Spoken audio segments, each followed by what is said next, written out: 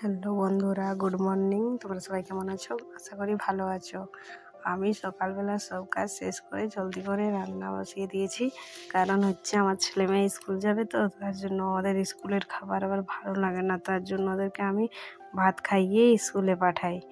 তো আমার ভাতটা হতে একটু বাকি আছে। আর দেখো এখন মাছ টাছ ভেজে নিয়েছি, আর মাছের যে একটু মেছ ছিল সেটাও ভেজে নিচ্ছি। আর এখানে মশলাগুলো রেডি করে রেখেছি মাছের ঝোল রান্না করার জন্য। তো যেই আমি মশলা বাটতে যাব, মিক্সিতে কারেন্ট চলে গেল। কারেন্ট যায়নি, আমার ফিউজ উড়ে গেল। তো আমি এখন জানি না, কারণ আমার ওইদিকে আছে ফিউজটা। তো আমার ছেলে মেয়ে আমাকে ডেকে করে নিয়ে গেলো, বলছে এখানে কি একটা হলো। তো এখানে ফিউজটা উড়ে গেছে, আমি বুঝতে পেরে গেছি যে ফিউজ উড়ে গেছে।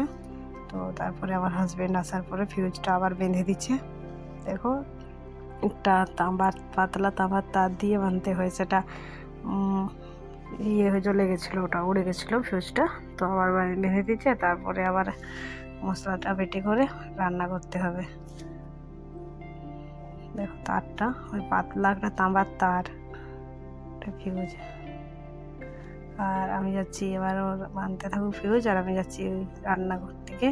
তো এটা হচ্ছে বয়স্ক করে মানুষটা হচ্ছে আমার বড় ভাসুর। আর আমার হাজব্যান্ড আবার মাছ নিয়ে এসেছিলো, তার জন্য আমি এই মাছগুলোকেও ভেজে নিচ্ছি।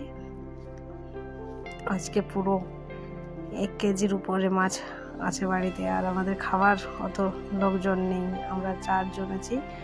আর 1 জাম মাছ হয়ে গেছে, হয়তো 2-3 বার করে খেয়ে নেবো, শেষ হয়েই যাবে, না হওয়ার কিছু কারণ নেই।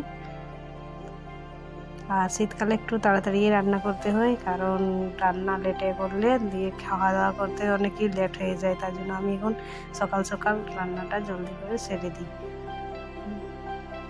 আর আবার এখন 2টো পেটি ভাজতে বাকি আছে।